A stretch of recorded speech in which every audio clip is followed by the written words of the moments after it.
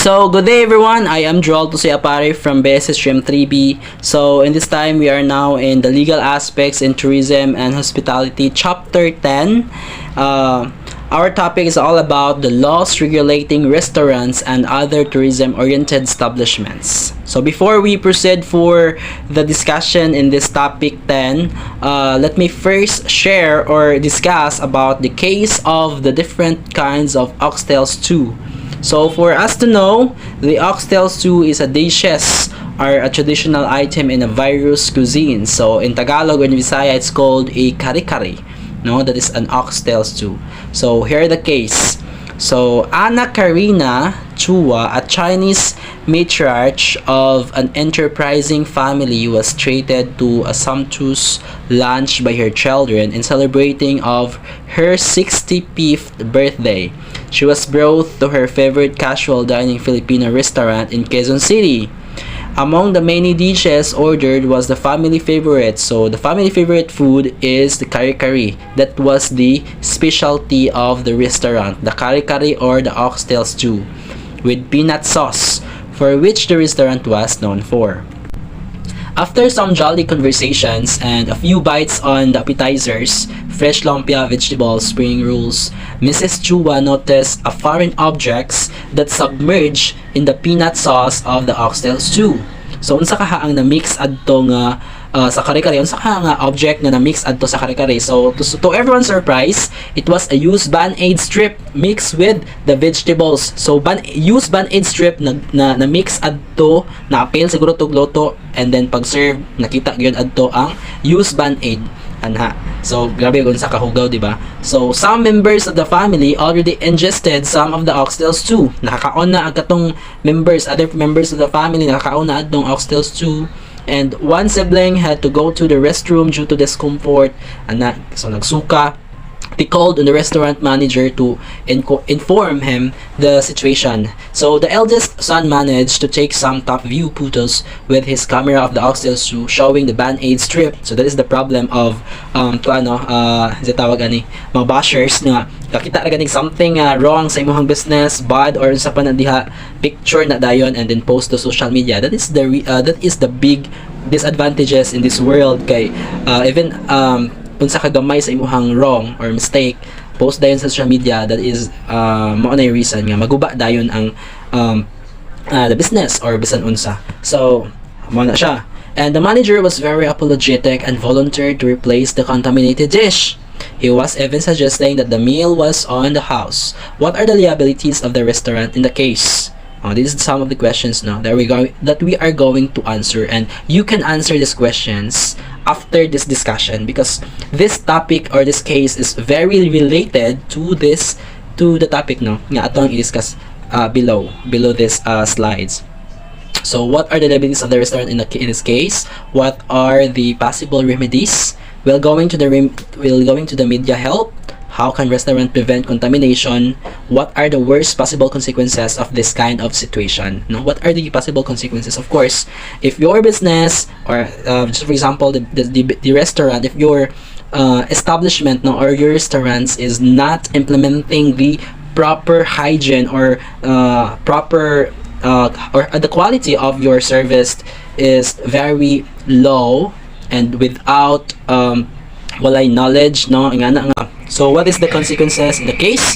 Of course, mawadan silang customer, gamay na ilang halin, and then madaot ang ilang business because mawadan silang trust ang mga customers sa safety, sa health of foods, sa kahinloon sa food because of katunga case, katunga situation nga nahitabo. So bisan unsa ka gamay lang mistake sa imong business, be careful, be careful in your service. Why? Because it's bisan unsa ka gamay nga makita sa customer nga mistake sa imong pag-serve or sa imong service is grabing dakuan na kayog impact sa imong business. It could be makadaot na sa imong business, it could be makaangin nga imong business is bagsak. Okay? So here are the learning objectives. These are the after this discussion, you should expect this objectives. Now, enumerate the responsibilities of the restaurants or similar establishment. Identify the laws that govern restaurants, caterers, bars, health and fitness, clubs, spas, and entertainment outlets. Cite examples of issues and problems that may arise in restaurants, bars, and other tourism-oriented establishments. Alright, so many Filipino restaurants do not have very long lifespans. Some reliable old brands are still very much around, owing much their stability to the consistency of the quality of their products and services and continuous patronage of various generations of the Filipino families. So that is the reasons why daghan kayong business karon nga ning grow and grow and grow, because they apply na the consistency of the quality. Naabay ka ng tawag aning implementation no, of kanang dapat taas jud ilahang standard anang business, kay kung mubura pud imong standard, of course gamay ra sad kag kita, kay ganuman dili man pud dapat nimong padak-on or pamahalon ang imuhang service, ang imuhang products if your standard is nara sa mubos. Of course high standard would be the result of high income.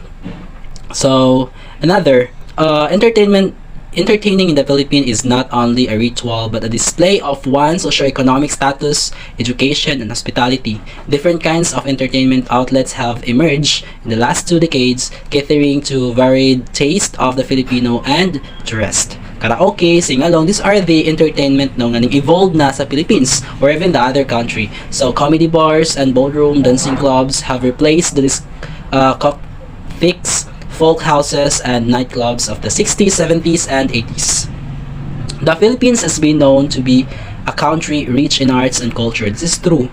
We are rich in arts and culture. And that is why the arts and letters remain under the patronage of the state, which must be concerned in the protection and enrichment of our culture. Under the 1987 Constitution, there are provisions designed to widen and popularize culture and artistic recreations and to provide cultural opportunities. The culture of our country is depicted in the various museums, building structures, galleries, restaurants, entertainment establishments, parks, churches, retail shops, and health and fitness clubs around the country. Here are the nature and descriptions of business. So first is a restaurant. A restaurant is any establishment offering to the public refreshments and or meals. So of course restaurant offer meals, no?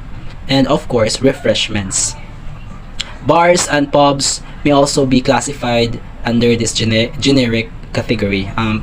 There are also restaurant na naaslay bar, daghan kayo forms of restaurant, no? A pub restaurant, bar restaurant that offer food and beverage. So another is a department store. A department store is a store that sells or carries several lines of merchandise and that is organized into separate sections for the purpose of promotion, service, accounting, and control. A shop is a small retail establishment offering a line of goods or services. Another is a sports and recreational club, center. These are the tumong sa mga tourists or travelers, no? The sports and recreational club or center is an establishment offering sports and recreational facilities to tourists and to the general public, or gyms, clubs, dance studios, theme parks, cinemas, theaters, and concert halls fall under this category. So another here we have also the museum. Is an institutional establishment where a collection of valuable objects and artifacts on history and culture, arts and sciences are put on exhibition for the general public. So everything na naa sa Filipino nga kanang naay tawag ani likas na yaman or kanang mga important bitaw nga finato is valuable ni sa Philippines or historic, and ato na siya ibutang or display dito sa museum. Alright, so karaoke bar is any establishment offering karaoke and videoke facilities to tourists and to the general public. That is karaoke bar. Gallery is any establishment that has a formal space for exhibition of paintings, sculptures, prints, photographs, potteries, and mixed media works. Tertiary hospital for medical tourism is an institution that provides clinical care and management as well as specialized and subspecialized forms of treatment, surgical procedures, and intensive care. Medical tourism involves traveling for the purpose of availing health care services and treatments of illnesses and health problems in order to maintain one's health and well-being. A spa is establishments that has a holistic approach to health and wellness, rest and relaxation that aims to treat the body, mind, and spirit by integrating a range of professionally administered health, wellness, fitness, and beauty water treatment and services. So now, since the case that I have discussed earlier, the katong case ni Chua is very related on this topic. So let me discuss about what restaurants describe for. So of course, our topic is all about entitled laws regulating restaurants and other tourism-oriented establishments. So let me discuss about the restaurants now. So the locality and environs including approaches shall be with proper ingress and egress. Okay, proper ingress and ingress. When we say about ingress and egress, the proper kanang pag-in and pag-out sa customer. Entrance pa lang, dapat entertain na kayo nimo, na kay proper unsa imong gibuhat nga dapat ang customer is, ma-encourage and feel welcome. And of course, inside in your restaurant, there is a reception there, and reception is always set their mind that the reception or the staff work in the reception are kanang dapat they said that they are the first and last impression of the guest. No, they are the brain of the establishments, because all the complaints, all the informations are there, and all the mga records unsay gusto nilang i-order, unsay gustong i-ask customers na sa reception tanan. So they are considered as the brain of the establishments or the restaurants.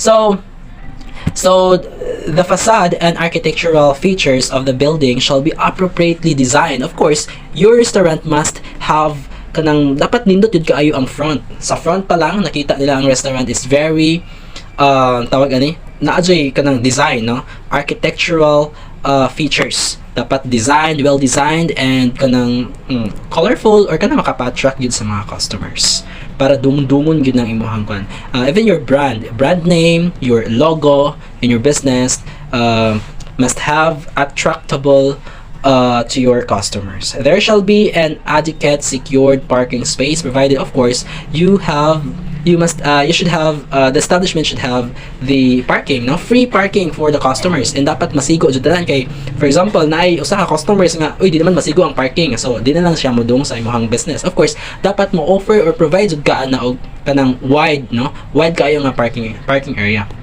para sigo gyud ang tanan. So a receptionist shall be available to usual guests. A waiting lunch with a telephone shall also be provided.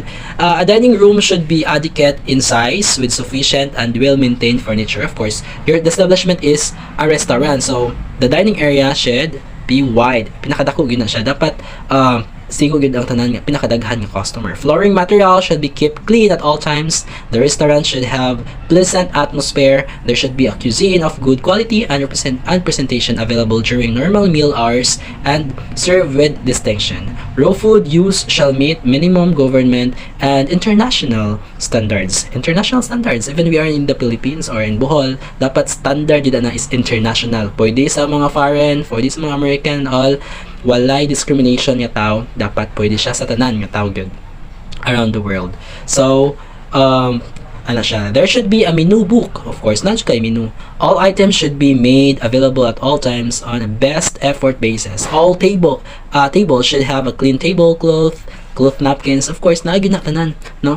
What we can see here in the restaurants described for, like, dapat na kay apply nga ergonomics. What ergonomics means is the proper arrangement of all facilities in all tanan nga naa sa imong restaurant. Dapat naka-proper nagbutang, dapat na arrangement, dapat organize, dapat naa jud na even your table, your CR, dapat kay CR man siya, dapat na tissue, dapat di ba? So, and everything is kanang very organized. And then even your hand wash, for example, dapat naka-automatic na siya, electric pa na siya, di ba? Para ang imuhang customer is kanang like mumangha bitaw nga, oy, nindot lagi kayo ang restaurant kay nga naman international standard yun kaya siya. So that is restaurant, no? Kung imo na siyang i-describe sa case ganiha, di ba? Ang case ganina is wala gid to kayo siguro ay wala jud toy ergonomics, no? That is why mao na hinungdan or the consequences, no, dapat i-face yun na nimo kung maka-take or kung naay mahitabo nga problem about in your establishments. So be careful always.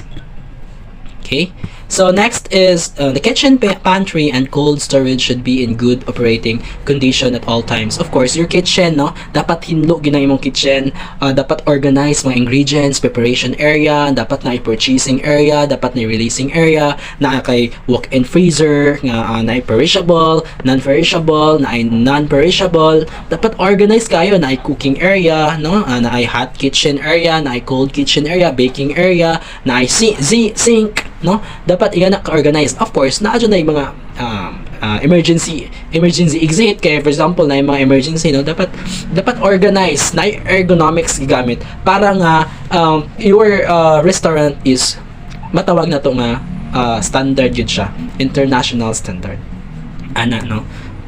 Restaurants may take many forms such as casual dining restaurants, daghan kaayog forms of restaurant, fast food restaurant, Jollibee, Chowking, sa panamang inasal, specialty restaurant, fine dining restaurant. Of course, that is very elegant nga restaurant nga dapat mo ni kasagaran nga dungon gyud sa mga rich kids, no, mga dato ana kay mahalon gyud ang fine dining restaurant. So another form of restaurant is naatay pub restaurant, which is nadan ha ang bar restaurant, naay bar, napay food, no, mo serve sila food and the beverage. So another, shop and department stores. What is shop and department stores? The establishment should be fronting a major street or thoroughfare or is situated in a shopping center or mall. Okay? Of course, makita gyud ng department store na sa mall or di ba naaba na sa mga public areas, no, nga unsay mga needs sa mga customers or sa mga tao is dali ra mapalit. The entrance and display windows should be attractively designed and adequately illuminated. The furniture and decor of the establishment should be presentable. Of course, in your business, dapat ipakita gyud mo presentable imuhang tindahan. Kay kung imong tindahan is dili po na presentable, of course, dili po na dungon sa mga customers. So, asa may mas pilion nila ang presentable gyud. And then, bisan og kanang imuhang tinda is mahal, of course, kanang dungon gyud na gyapon nila because presentable ana siya. That is the shops and department stores, no. All members of the staff should be well groomed. Dapat hinlo ang mga staff, dapat nakasuot og uniform, dapat dili wala na limaho ana, courteous and efficient at all times. Goods display in the shop window, of course, dapat naka-organize na lang imong mga pag-display. Kung imuhang mga cans sa pinatanan, milk sa pinatanan, mga makaon ana, mga perishable or sa panadiha nga mga products, dapat organized pud para dili malito ang mga customers. Another, sports and recreational centers. Unsa man ang sports and recreational centers? This includes theme parks and amusement parks. Okay, mga kalingawan or kanang mga gusto sa bitaw mga sa mga tourists and travelers. Unsa pa, sports and recreational centers is kanang for rest or for relaxation, no. This also include health and other fitness establishments. Spas are governed by different accreditations standards. Kasagaran niyo makita na to aning sports and recreational is sa beach, sa mga beaches, no, yan na. The locality environs including approaches should be pleasant and proper ingress and egress. The facade and architectural features should be appropriately designed. There should be provided adequate and secured parking space to customers. Adequate security should be provided at all times. Dapat ma-feel yun nila nga safety ang mga customers sa imong business. Dapat secure sila ana para nga always ginang dungon imuhang kuan.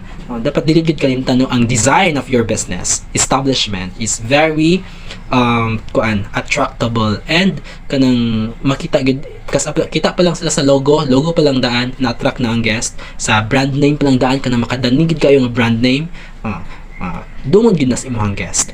There should be adequate number of lockers, so dapat na yung mga nga male and female ana. Another is museums. The institution should be a member of the National Committee on Museums. The locality environs including approaches should be pleasant with proper ingress and egress. The facade architectural features should be appropriately designed. Kung unsay, for example, museum man na siya, so dapat naka-design po siya nga look as museum. Kay for example, museum siya, dyan naka-look as restaurant, of course dili siya appropriate, dapat appropriate yun ang design and architectural. Kung restaurant siya, restaurant sa ang iyang design. Iyang museums, of course, since museum is a historical or historic, and kuan dapat naka design po na siya appropriately as museum. And an adequate and secured parking space. Of course, na-apply parking space ang museums. The mga tourists no, na mag-car or mag-motorcycle, dapat nakasalay parkinganan para nga daghan pud ang mudong. So, a well-informed receptionist, na-apply reception ang museums. Of course, para og naay mga mangutana or sa mga information no, na-adjud pud na. There should be a conference and or auditorium provided by with audio visual equipment and made available at public. Another is karaoke bars. Karaoke bars is the location and environments, no? For example, including approaches should be pleasant with proper ingress and egress and should comply with zoning and land use policies of the municipality concerned. The facade and architectural features should be appropriately designed also and installed. There should be an adequate secured parking space. Another is a receptionist should also be available to to the user guest. And there should be a menu, book, or card. Or of course, the karaoke bars na naman. It's called karaoke bars because there is a karaoke or there is a video key, and then nasad po yung mga beverages nga ilang i-sell, no? Bars, no? Ana. So the bar should be well stocked at all times. All comfort rooms should be provided with good quality. Kung unsay mga kanang kuan gid kasagaran nga selection nga product, dapat naka-stock gid na always, no? Sa imong for example, ang beer is palitonon jud ang beer, so dapat daghan kag stock. Dili jud ka out of stock para daghan jud kag halin pod. There should be a provided basic audiovisual equipment and systems. Ana, so naay mga music ana. Galleries, when we talk about galleries, should be located in a commercial district with pleasant formal atmosphere. Dapat na pleasant atmosphere, no? It should be characterized by a fixed space for proper display of artworks and should be used exclusively for gallery business. All sections of the gallery should be properly maintained and keep clean at all times. Naanay mga photos, pictures, and all. Grabe gud kayo ang design ani because dapat naagad ang mga pictures ana, dapat naka-organize pod, nindot kayo mga views ana, no? That is galleries. Okay, so next slide is we talk about the tertiary hospitals for medical tourism. So the minimum requirements for the operation of tertiary hospital for medical tourism shall be based on the following criteria. So we must have location, bedrooms, front office or reception, housekeeping, engineering and maintenance, general facilities, staff, no? That is included by the tertiary hospitals for medical tourism. We have also the spas. Spas are classified according to the following. Day spa, when we talk about day spa, of course, kanang mga kasagaran nga dungon gud sa mga customers kay magpa-parlor, magpa-beauty, magpa-makeup, ana mo ni kasagaran nga, mo tawag itong day spa. We have also the destination or resort spa, hotel spa, cruise spa, ana, club spa, wellness center is a spa, hospital facility with a spa, cruise spa. Of course, dapat na spa, no, dito sa cruise or sa aboard, ng spa aboard, a cruise ship that provides professionally administered spa services. The spa should provide the following services in addition to other spa-related amenities which it may offer. Massages, steam, sauna, and or water baths, spa treatments. There should be a sufficient and adequate space for backroom operations, adequate and well-maintained employees. That's all. Thank you for listening, everyone. I will give next video for Miss JESSA RECONES. Thank you. Laws governing casinos and gaming establishments. Section 1, Declaration of Policy. It is hereby declared to be the policy of the state to centralize and integrate all games of chance not heretofore authorized by existing franchises or permitted by law in order to attain the following objectives. So, A, to centralize and integrate the right and authority to operate and conduct games for chance into one corporate entity to be controlled, administered, and supervised by the government.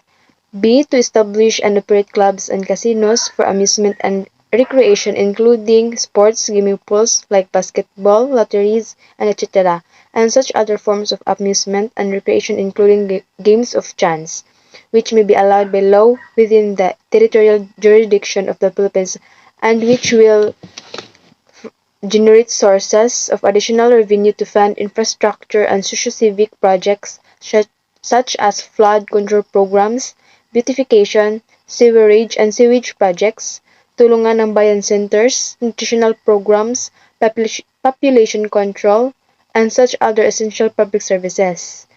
To create recreation integrated facilities which will expand and improve the country's existing tourist attractions and minimize, if not totally eradicate, the evils, malpractices, and corruptions that are normally prevalent in the conduct and operation of gambling clubs and casinos without direct government involvement. Section 2, Philippine Amusement and Gaming Corporation or PAGCOR, Creation and Purpose. So, it is to implement state policy and pursue the objectives set forth in the preceding section. There is hereby created a body corporate to be known as the Philippine Amusement Gaming.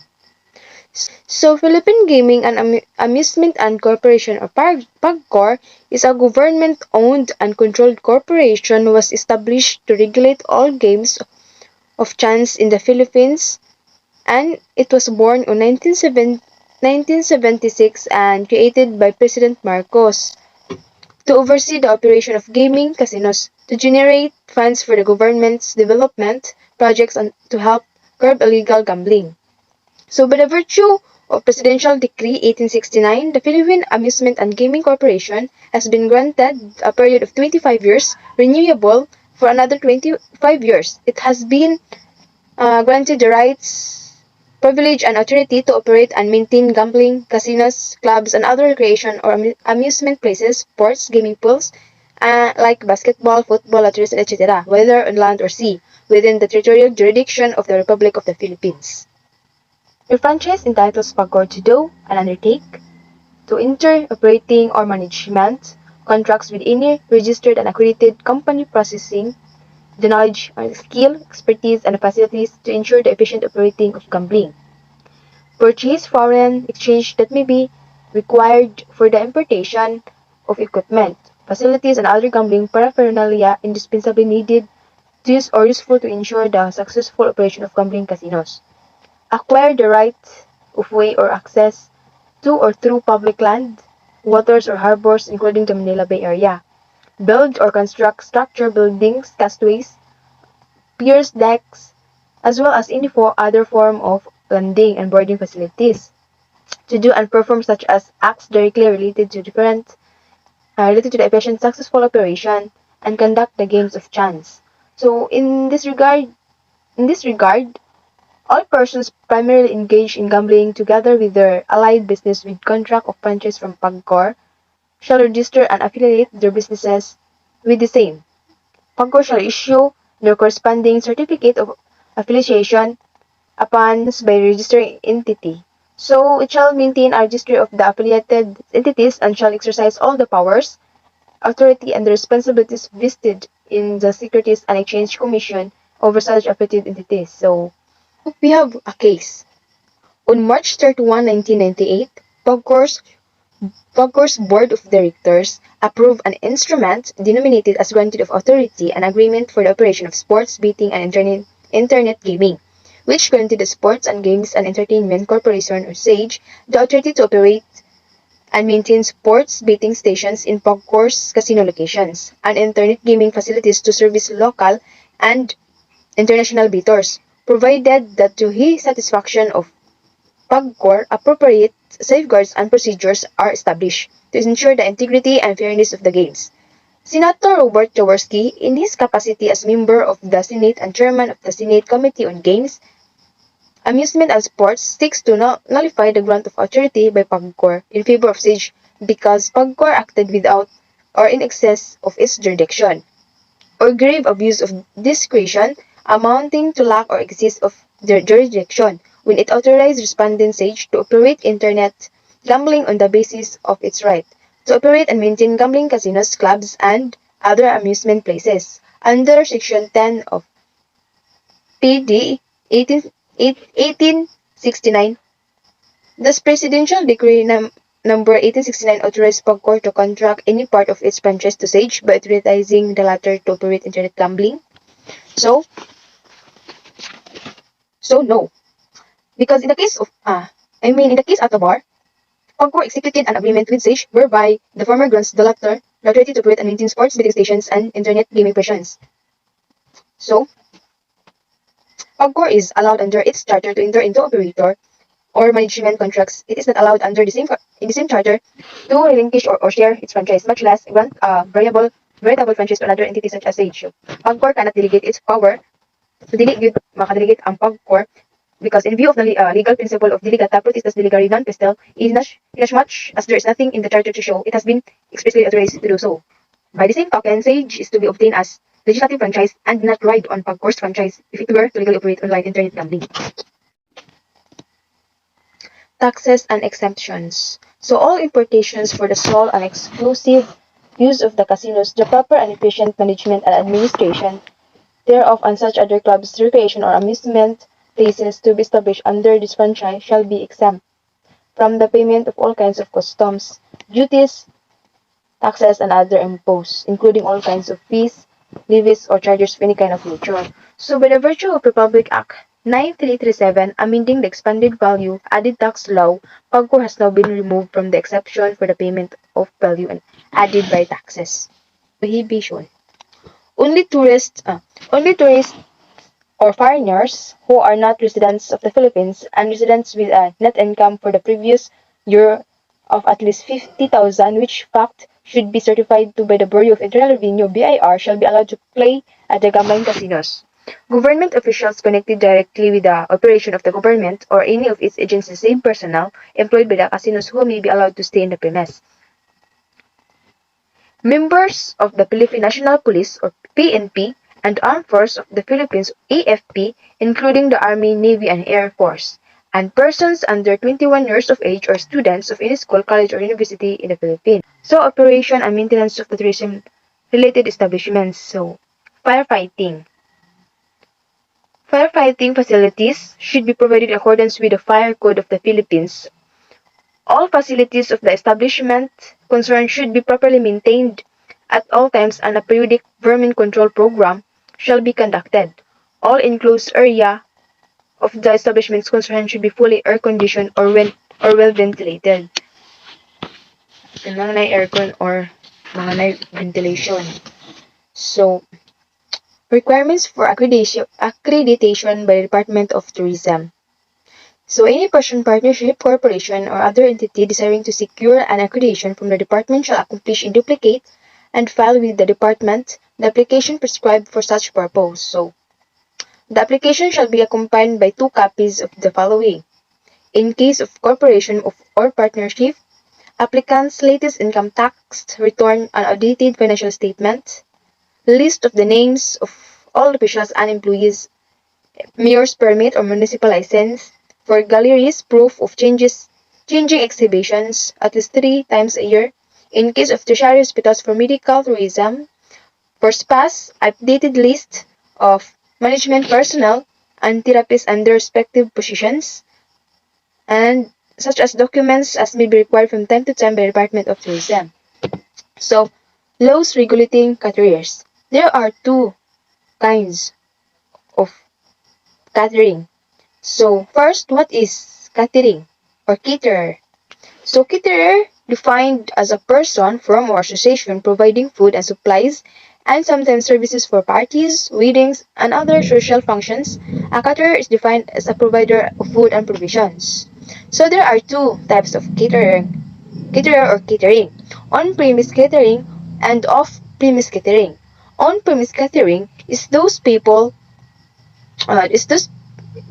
those caterer has his own banquet hall with an attached kitchen or production area. While off-premise catering is a caterer brings the complete service to the customers. It is kind of banquet operation that takes place in venue chosen by a client or an airline, both industrial site and outdoor places. So, This banquet services caters to various types of functions, such as weddings, social events like parties, debut, anniversaries, and seminars, trade exhibits, and other events. So, business entities engaged in the catering business may be organized as a single proprietorship, a partnership, of a corporation. There are no standard requirements for the accreditation of caterers by the Department of Tourism, except when putting up a restaurant. Caterers are subject to value-added tax. Food Caterers Association of the Philippines, or IFCAP. The Food Caterers Association of the Philippines is a group of catering companies with the need to professionalize the industry and serve the needs of the Philippine catering industry. So, I have five benefits there in membership in IFCAP. So first is the opportunity to network with the best the opportunity to network with the best minds in the catering industry. Second, expansion of the catering business by showcasing itself to several prestigious events. Third, to learn through interchange of ideas and educational programs. Fourth, to keep abreast of the latest trends in order to keep business operations at optimum speed. Fifth, to uplift the standards of food service to greater heights by growing with FCAP as it moves towards the dream of professionalizing the Philippine catering industry. So, requirements to become a member of IFCAP. For regular members, it should be SEC or SEC or DTI registration, company profile, mayor's permit or CBR, pictures of different setups, sample of brochure and business card, one or more office visitations coming from the board of directors of IFCAP, one-time application fee of 3,000 plus 2,000 as the first annual fee. For allied members or the suppliers, they need SEC or DTI registrations, company profile, mayor's permit or certificate of business registration or CBR, sample of brochure and business card, one-time application fee of 5,000, 10,000, or 20,000 depending on the capitalization. Examples of caterers are Tamay's Catering, Makati, Skyline, Via Marie, and Juan Carlo. Local government units. Under Local Government Code, the responsibility for the provision of basic services and facilities have been devolved to the local government units. So, it regulates use in subsection 1. Section 2444 of the Administrative Code means regulate use in subsection 1. Section 2444 of the Administrative Code means and includes the power to control, to govern, and to restrain, but regulate should not be construed as synonyms with suppress or prohibited. Good day everyone, my name is MESHYL, the third reporter of Chapter 10. So we will be going to discuss the laws regulating sale of alcohol. The law. The National Internal Revenue Code. The National Internal Revenue Code of 1987, as amended by Republic Act No. 9334, December 21, 2004, has imposed excise taxes on the purchase of alcohol. The excise tax rates shall be based on the classification of alcohol content as provided under the law. So the National Internal Revenue Code is an act increasing the excise tax rates imposed on alcohol and tobacco products. The Local Government Code. The Local Government Code is every local government unit shall exercise the powers expressly granted, those necessarily implied therefrom, as well as powers necessary, appropriate, or incidental for its efficient and effective governance, and those which is essential to the promotion of the general welfare. Local government units shall ensure promotion of health and safety and maintenance of peace and order within the respective territorial jurisdiction. The Local Government Code is also known as Republic Act No. 7160, was enacted into law transferring control and responsibility of delivering basic services to the hands of local government units or the LGU. Discussion of the law. In addition, each local government unit, city or municipality has the authority to enact ordinances intended to prevent, suppress, and impose appropriate penalties for habitual drunkenness in public places and juvenile delinquency. Thus, each local government unit may enforce administrative orders or enact ordinances within their respective jurisdiction with respect to the regulation of the sale of alcohol to minors in bars or restaurants, violation of which may be a ground for the revocation of license by the local government unit concerned.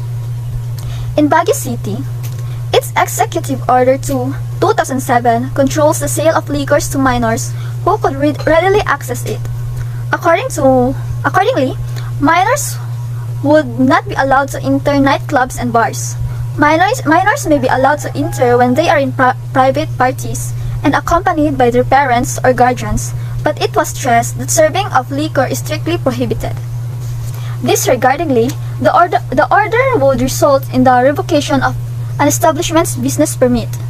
In Benguet, the SCAP officials for a day, or SOFAD, passed a measure mandating all establishments to strictly implement the prohibition of the selling of liquor to minors. As stated in the resolution, the major causes of injuries, crimes, and deterioration of peace and order in the community is attributable to liquor intoxication. Hence, the need for the strict implementation of the law on liquor ban. Every city and town in Camarines Sur has its own ordinance concerning the possession of liquor, one of which is the prohibition to sell liquor to a minor lest one suffers the consequences of either fine or imprisonment. In Zamboanga City, Leyte, General Santos, and Davao City, there is a prohibition for the sale of liquor to minors. In short, every local government unit has the autonomous authority to regulate and control the sale of liquor to minors. Violation will result to imprisonment, fine, or even revocation or non-renewal of the business permit of establishments. Application of the law. So here's the case. Roselyn Melendez, a pub owner in Bohol, strictly prohibits her employees from selling liquor or any alcoholic beverages to minors. Ariel, one of her bartenders, sold beer to three teenagers aged 15 and 16. So the question is Miss Melendez pub in violation of the law? So the answer is yes. Mrs. Melendez pub has violated a provincial ordinance. The Sangguniang Panlalawigan of Bohol Province enacted Provincial Ordinance Number 2000-030, known as the Bohol Children's Code. Under Article 5, Section 50, it shall be unlawful for the sale of liquor to any child. Discuss the legality and constitutionality of the code. The Bohol Children's Code is valid and constitutional as it is within the powers of local government unit concerned to enact such code. Considering that the Philippine government is a signatory to the United Nations Convention of the Rights of the Child, or UNCRC, and World Declaration on the Survival, Development, and Protection of Children, it is but proper for the province of Bohol to implement the rights of children pursuant to these international instruments. In addition, the province of Bohol recognizes that children are important assets of society, and it is only when children are able to exercise their rights that they develop their full potentials. Hence, there is a need to codify the laws regulating to children's right to apply the same to the province of Bohol. So let's proceed to the laws regulating churches, monuments, national shrines, landmarks, and other important historic edifices.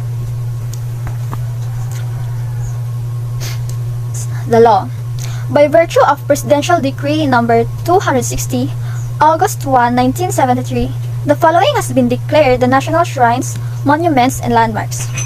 First is the Santa Ana Site Museum in Manila, the Roman Catholic churches of Pauay and Bacara in Ilocos Norte, the San Agustin Church and liturgical objects therein in Intramuros, Manila, Fourth Pillar in Zamboanga City, the petroglyphs of the rock shelter in Angono, Rizal, the petroglyphs of Alab, Bontoc, the stone agricultural calendars of Dapay, Guday in Besao, Bontoc, the mummy caves of Kabayan, Benguet, Sagada, and Alab, Bontoc, the Ifugao rice terraces of Banawe as national cultural treasures, the Barasoan Church in Malolos, Bulacan, Tirad Pass and Cervantes, Ilocos Sur, the Miagao Church in Miagao, Iloilo, the site of Battle of Mactan on Mactan Island, Cebu, the San Sebastian Church in Quiapo, Manila, and lastly, the Church and Convent of Santo Niño in Cebu City. So, the discussion of the law. The Santa Ana Site Museum in Manila, the Roman Catholic Churches of Pauay and Bacara in Ilocos Norte, the San Agustin Church of Liturgical Objects there in Intramuros, Manila, Fort Pilar in Zamboanga City, the petroglyphs of the rock shelter in Angono, Rizal, the petroglyphs of Ala Bantok, the stone agriculture calendars of Dapay, Giday in Baysao, the mummy caves of Kabayan, Benguet, and of Sigada in Alab, Bontok, and the Ifugao rice terraces of Banawe are hereby declared as national cultural treasures along the lines of Section 3 and 7 of Republic Act 4846 defining cultural properties and treasures, and their preservation, restoration, and or reconstruction shall be under the supervision and control of the National Museum in collaboration with the Department of Tourism.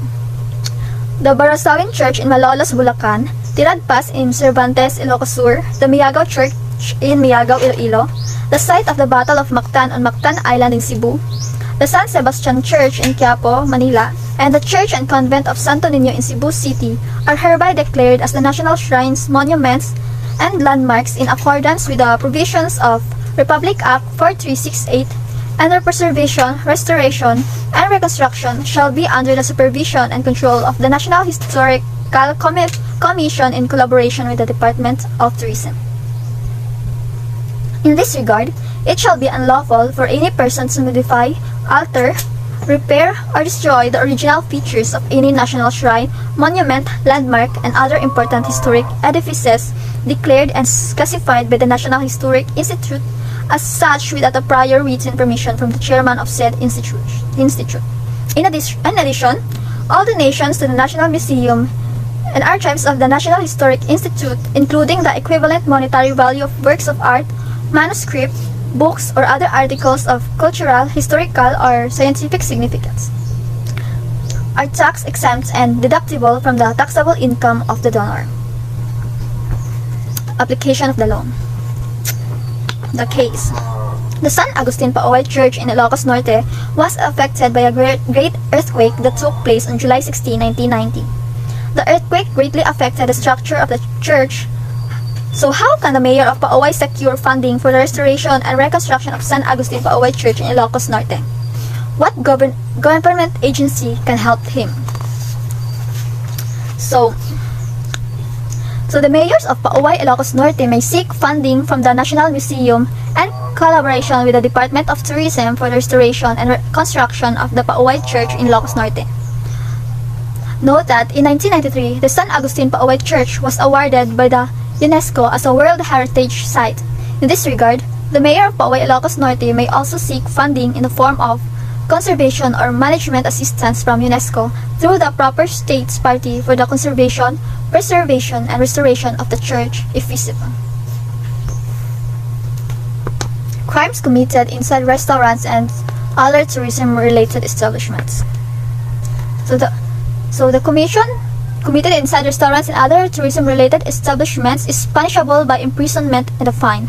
That is why caution and diligence should be observed by owners, operators, or other tourism-related establishments in protecting their respective property.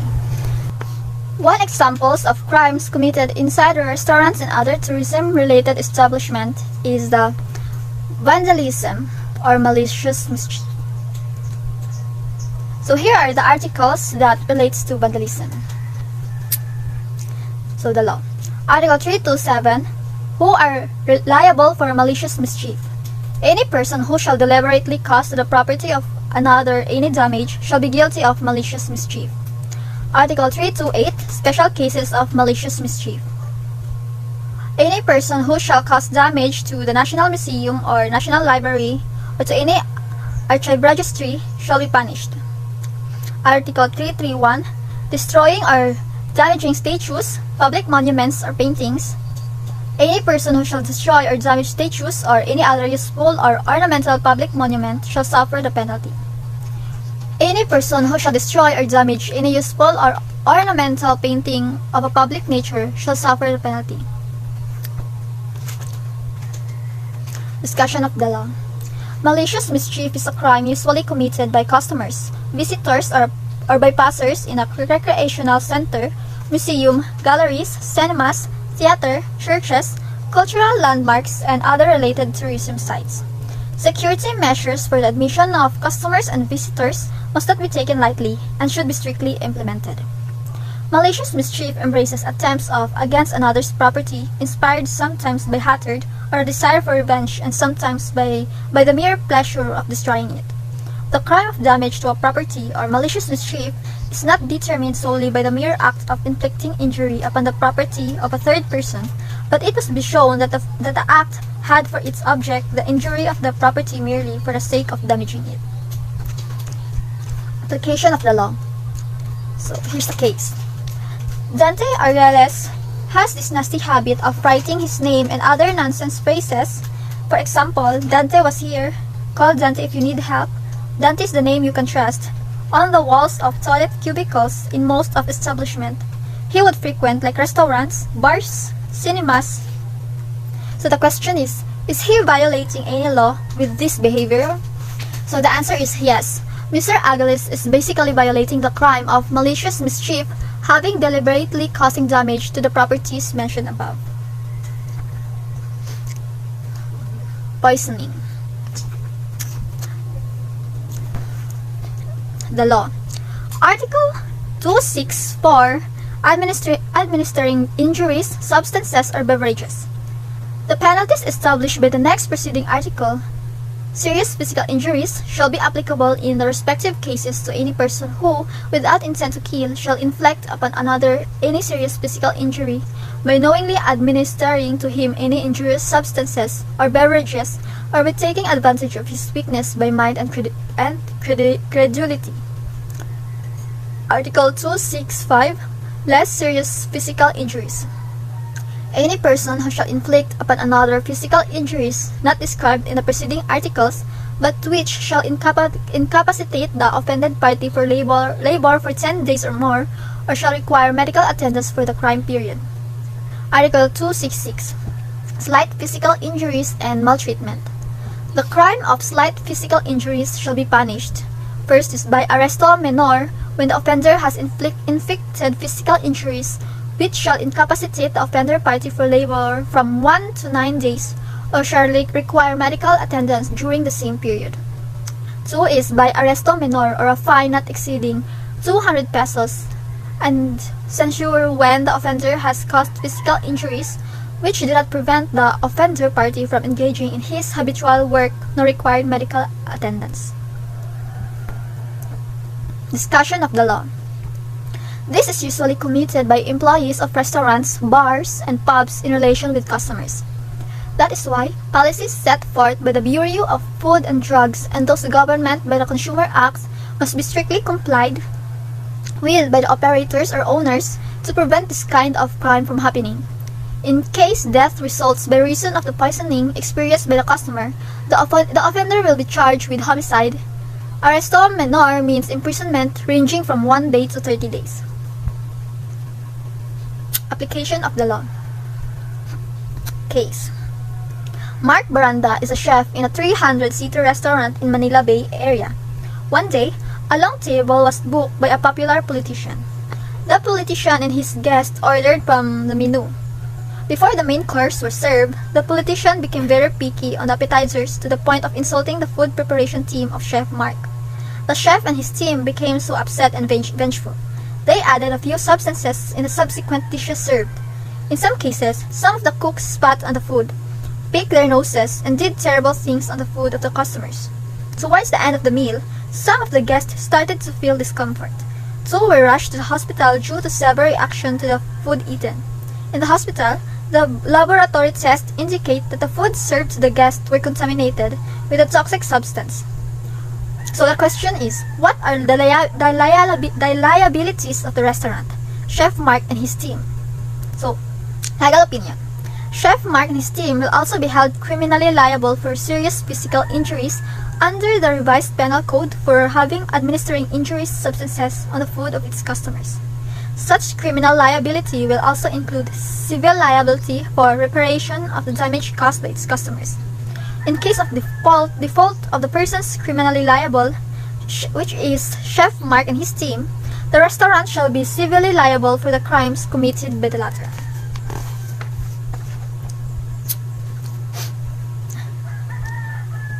So let's proceed to theft. So here are the laws that relates to theft. Article 308, who are liable for theft. Theft is committed by any person who, with an intent to gain, but without violence against or intimidation of persons, nor force upon things, shall take personal property of another without the latter's consent. Article 310, qualified theft. The crime of theft shall be punished by the penalties next higher by 2 degrees if committed with grave abuse of confidence. Article 311, theft of the property of the National Library and National Museum. If the property stolen by any property of the National Library or the National Museum, the penalty shall be arresto mayor or a fine, unless a higher penalty shall be provided under the provision of this code, in which case the offender shall be punished by such high penalty. Discussion of the law. Usually, theft and qualified theft is committed by the employees of this tourism establishment. That is why caution should always be practiced by owners or operators of these establishments to stop employees from any means of temptation which they might encounter inside the workplace. Setting limited access to employees with respect of the company's money and other personal properties may be helpful. Intent to gain is presumed from the unlawful taking of personal property belonging to another. The basis of the penalty of theft is 1. The value of the thing stolen, 2. The value and nature of the property taken, and 3. The circumstances or causes that impel the culprit to commit the crime. Application of the law. So here's the case. Mr. Tony Pascua is a front office manager of the Deluxe Hotel in Makati. On a surprise audit, the front office department only produced a small amount of foreign currencies reported despite the typically high occupancy and high number of foreign guests exchanging their dollars to local currency, as evidenced by the closed-circuit television camera at the hotel lobby. A further wide-scale investigation led to the discovery of 8 huge money bags full of foreign currency stashed inside the safety deposit boxes controlled by Mr. Pascual and his 8 assistant managers. It was also found out that every time a foreign guest would change US dollars, the cashiers, upon the manager's instruction, would use a different peso fund and a different official receipt booklet with the hotel logo, printed illegally in Recto Avenue. The investigators, who confiscated over 3.5 million pesos worth of foreign currency, assessed that the modus operandi has been going on for 4 months already. So, the question is, what crime did Tony Pascua and his team managers commit? So, the legal opinion, Tony Pascua and his team of managers committed the crime of qualified theft. This is based on the premise that their possession of the foreign currencies is considered possession of the hotel.